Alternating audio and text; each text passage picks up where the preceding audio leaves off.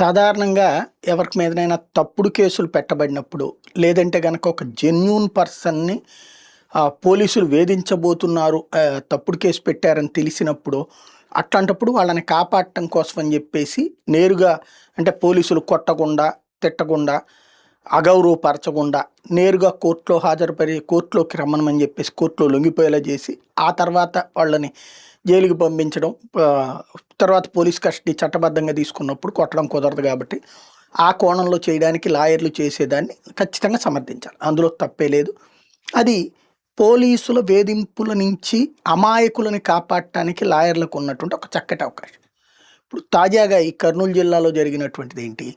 ఒక గంజాయి పెంచుతున్నటువంటి వ్యక్తిని కోర్టులో సరెండర్ చేయడానికి లాయర్ ప్రయత్నిస్తే పోలీసులు లాక్కెళ్ళారు.